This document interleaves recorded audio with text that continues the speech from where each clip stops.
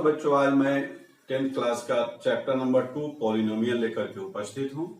जैसा कि आप लोगों को मालूम है कि पॉलिनोमियल के इंट्रोडक्शन पे 2 वीडियो बन चुके हैं और ये दोनों वीडियो आप शायद देख लिए होंगे।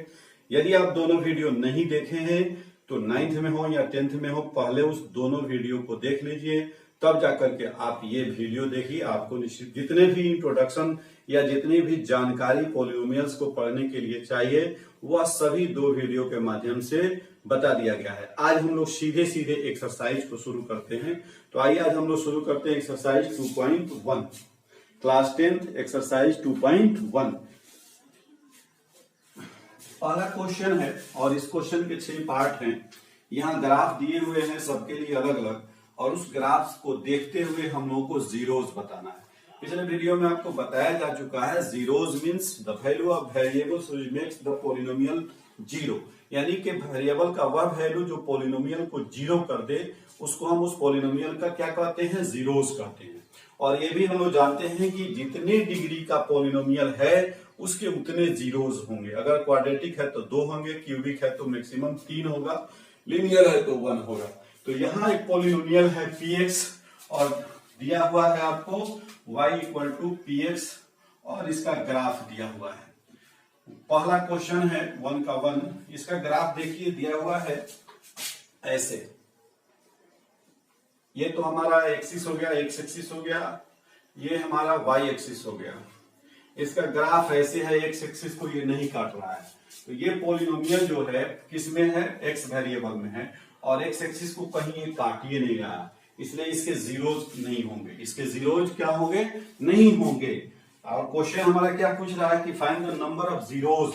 इसका नंबर ऑफ जीरोज क्या हो जाएगा, 0। इसका एक भी जीरोज नहीं होगा, यानी कहीं एक्स एक्सिस को इंटरसेक्ट कर ही नहीं रहा, इसलिए इसके जीरोज नहीं होंगे।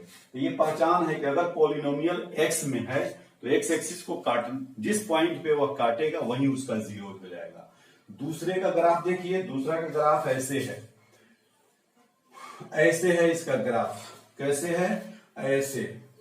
ये एक्स एक्सिस को एक पॉइंट पे काट रहा है, यहां पे इंटरसेक्ट कर रहा है, तो लिखेंगे नंबर ऑफ जीरोस, इसका क्या हो जाएगा, 1। ये हमेशा याद रखना है कि वेरिएबल अगर एक्स है तो एक्स एक्सिस पर जितने पॉइंट पे वह काटेगा उतने उसके जीरोस होंगे। तीसरा है इसी तरह का है, ऐसे। ये 3 नंबर का ग्राफ यहां समझ लीजिए, मेन इसमें समझना है बात को, ऐसे। तो यहां देखिए, यहां काट रहा है, यहां काट रहा है और यहां काट रहा है, तो इसके जीरोस कितने होंगे, 3 होंगे। 4 नंबर क्वेश्चन देखते हैं, इसमें समय नहीं लगाएंगे हम लोग, जल्दी जल्दी फटाफट। ये तो बहुत आसान है, गिनना आसान है। ऐसे है, ऐसे, और फिर जाकर के ऐसे कर दे रहा है ये। तो 1 2 3 4, ये 4 पॉइंट पे काट रहा है। ग्राफ लाइन ये है हमारा जो ऐसे कर्व घूमते हुए जा रहा है। तो यहाँ 1 2 3 4, एक्स एक्सिस को कितने पॉइंट पे काट रहा है, 3 पॉइंट पे, इसलिए इसके जीरो हो जाएंगे 3। 4 के कितने आंसर होंगे, 3। 5 का देखिए, ये 5 ही है, ये 5 है। 4 अब देखते हैं, 5 का आंसर 4 और 4 का है 4। तो सिंपल ऐसे है, ऐसे ऐसे 2 जगह काटा है, यहां और यहां पे, इसका हो जाएगा 2। और 6 को भी देख लीजिए, 6 है 1 2 3 पॉइंट पे ऐसे काट रहा है। ये ध्यान रखना है कि ये इंटरसेक्ट नहीं कर रहा है, केवल टच करके निकल जा रहा है। ऐसे जा रहा है, ऐसे इसको एक पॉइंट पे टच किया, फिर उसके बाद ये ऐसे जा रहा है और यहां से टच करके निकल रहा है। यहाँ पे क्या हो रहा है, टच करते हुए निकल रहा है। तो 1 पॉइंट 2 पॉइंट 3 पॉइंट, तो इसका आंसर कितना हो जाएगा, 3। ये हमेशा ध्यान रखना, हमें वाई एक्सिस से मतलब नहीं है, हमें मतलब किस एक्सिस से है, एक्स एक्सिस से, क्योंकि हमारा जो पॉलिनोमियल है वो कितने में है, एक्स में है, इसलिए एक्स एक्सिस को काटना जरूरी है। और एक चीज और है कि क्वाड्रेटिक पॉलिनोमियल्स के ग्राफ जो होते हैं वह पैराबोलिक होते हैं, ये तो हम लोग जानते हैं। और क्वाड्रेटिक पॉलिनोमियल का जनरल फॉर्म जो है उसको समझ लीजिए एक बार फिर से। वैसे सारी बातें पिछले वीडियो में है। देखिए, क्वाड्रेटिक पॉलिनोमियल का जनरल फॉर्म है ax² + bx + c। इसका जब हम ग्राफ खींचते हैं तो ग्राफ इसका कैसा होता है, ऐसा होता है। या इसका ग्राफ जो है कैसा होगा, ऐसा होगा।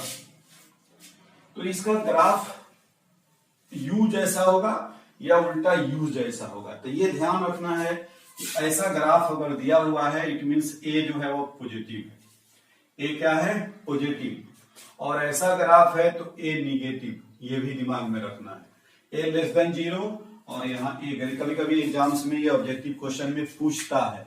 a निगेटिव होगा तो ग्राफ का ओपन माउथ डाउन में होगा, डाउनवर्ड होगा, और अगर a पॉजिटिव होगा तो ओपन माउथ अप डायरेक्शन में होगा।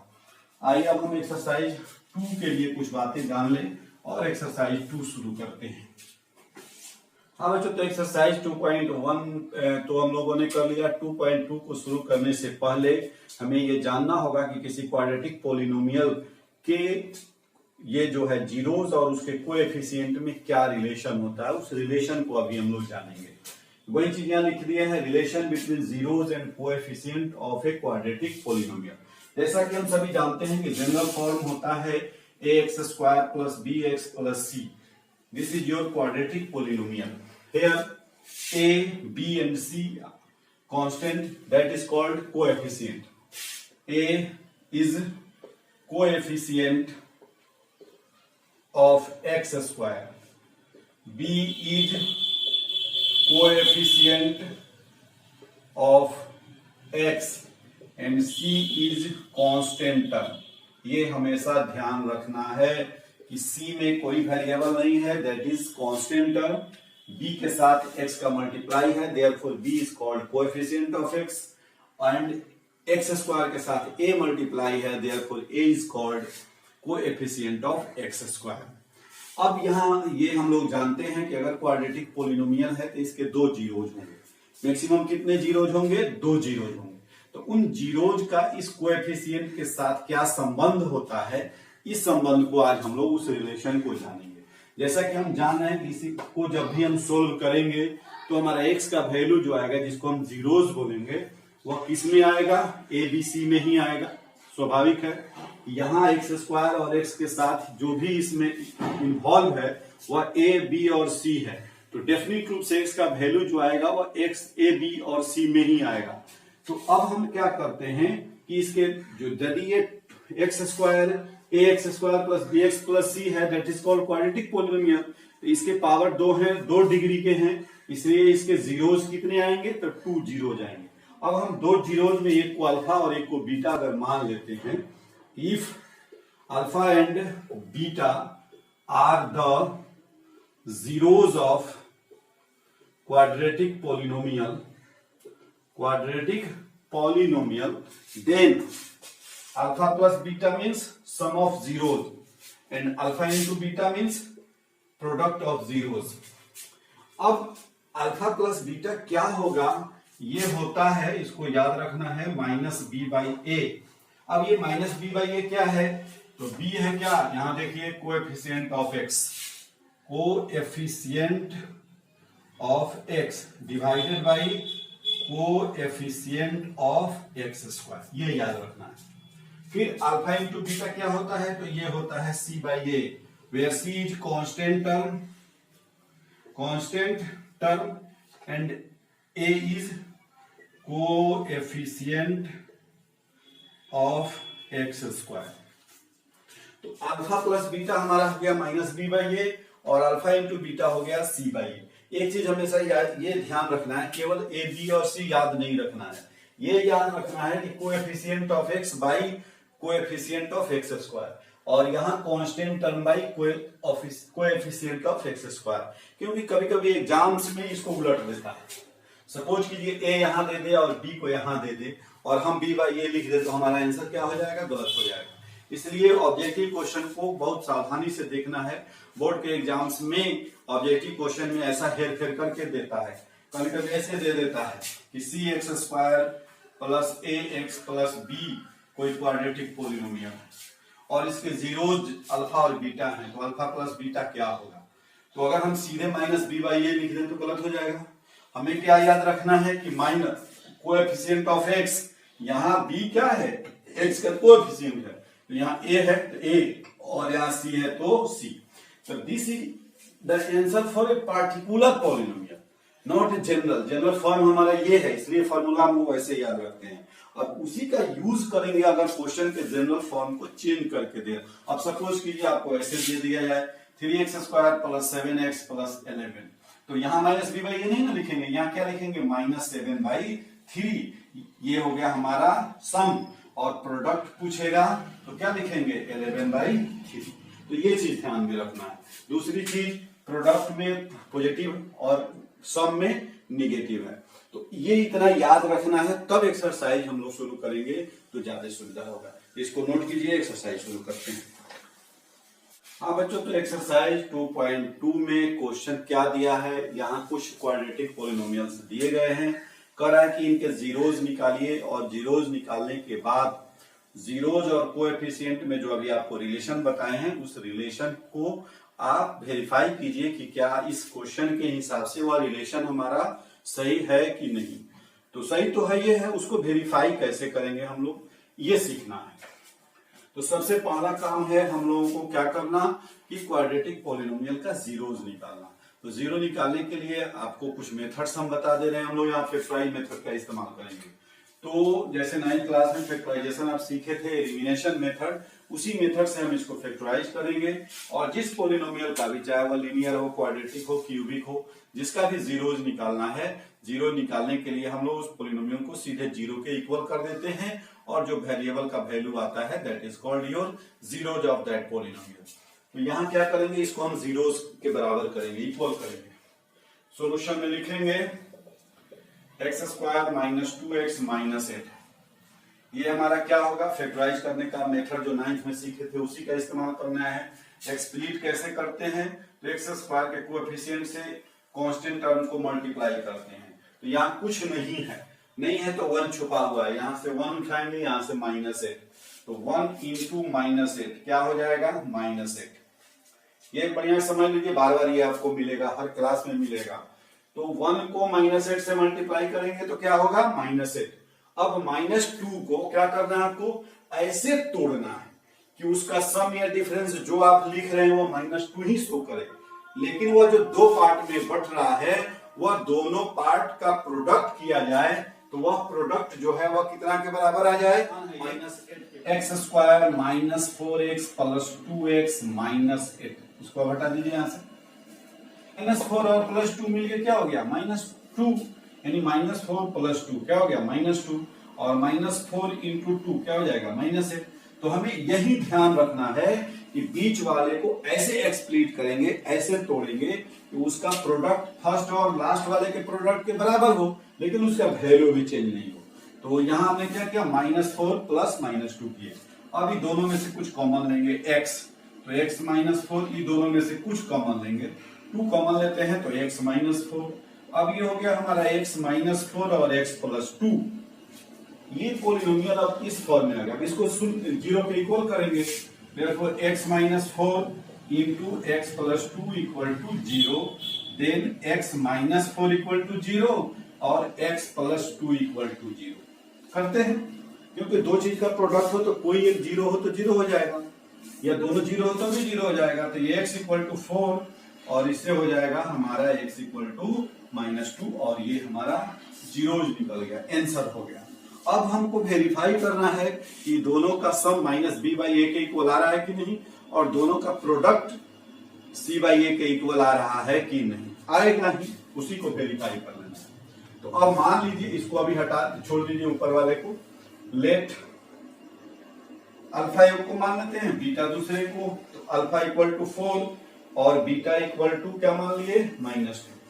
अब ये फर्स्ट क्वेश्चन ही हम लोग कर रहे हैं, सेकंड थर्ड नहीं कर रहे हैं। तो अल्फा मान लिए इसको 4 को, और बीटा मान लिए इसको -2 को। अब हमें क्या चेक करना है, अल्फा प्लस बीटा। यहां लिखेंगे देयरफॉर अल्फा प्लस बीटा। अब अल्फा प्लस बीटा का वैल्यू क्या होगा, तो 4 + -2, यानी 4 - 2 = 2।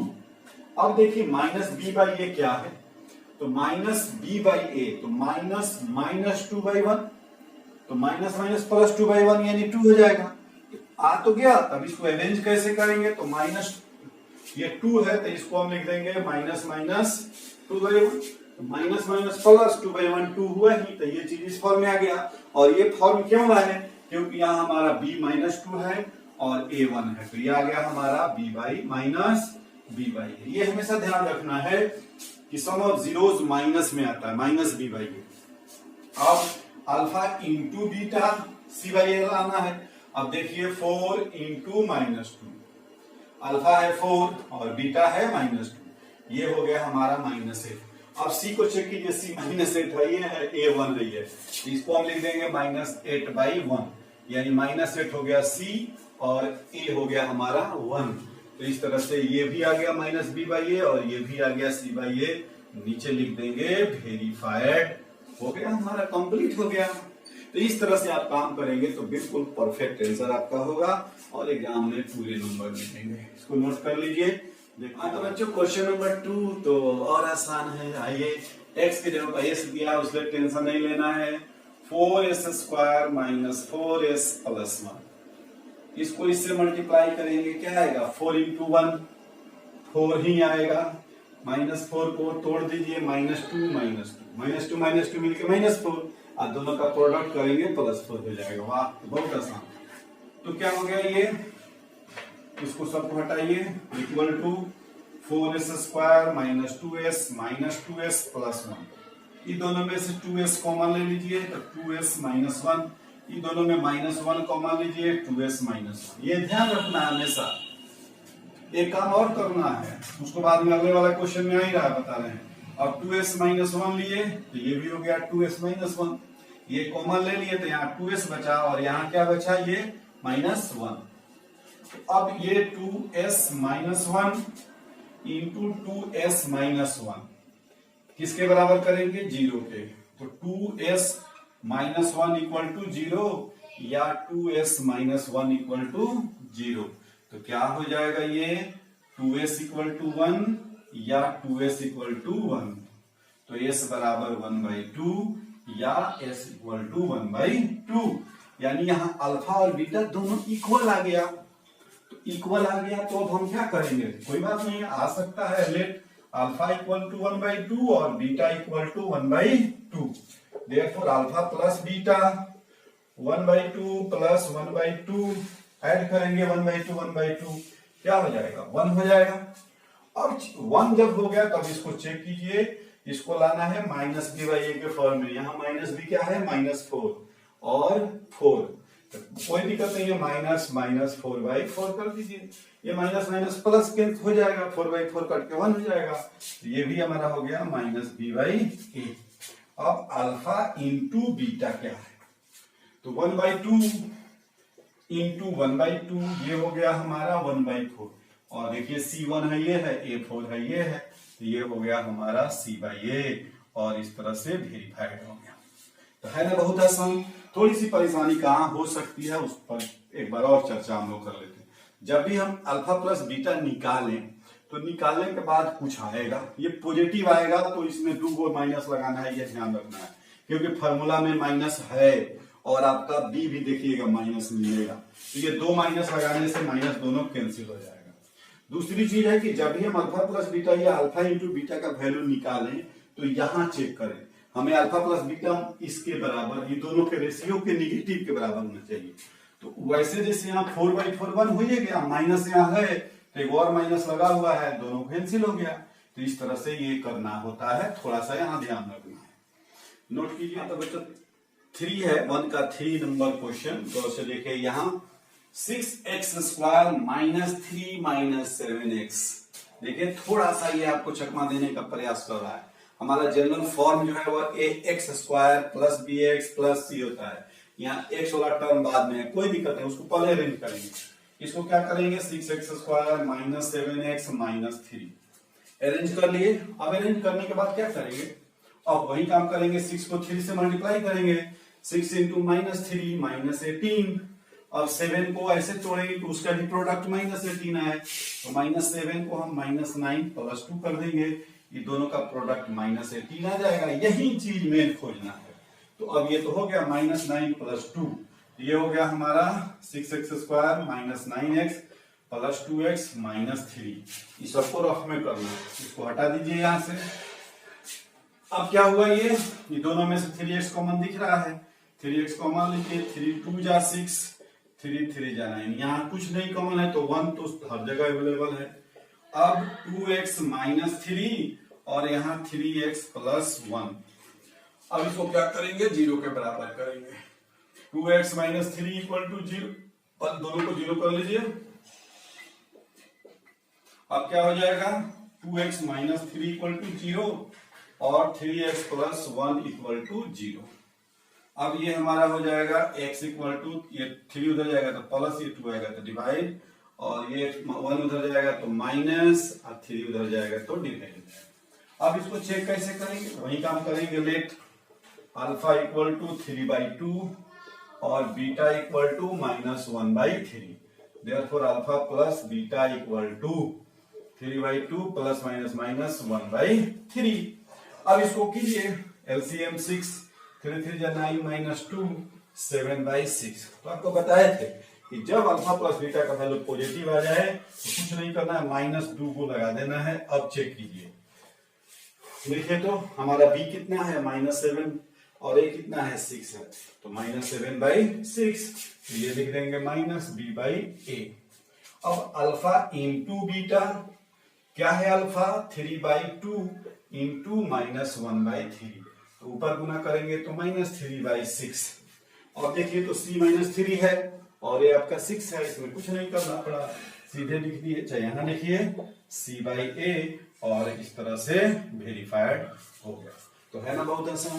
तो इस तरह से आप क्वाड्रेटिक अगर पॉलिनोमियल्स दिया हुआ है तो उसके आप शून्यक यानी कि जीरोस को फाइंड आउट करेंगे, और फाइंड आउट करने के बाद उसका सम और प्रोडक्ट का जो रिलेशन है उसके कोएफिशिएंट के साथ उसके वेरिफिकेशन करेंगे इसी तरह से। तो बने रहिए नाइस मैथमेटिक्स चैनल के साथ, हम लेकर के आएंगे रोज नए नए वीडियो। Okay, thank you.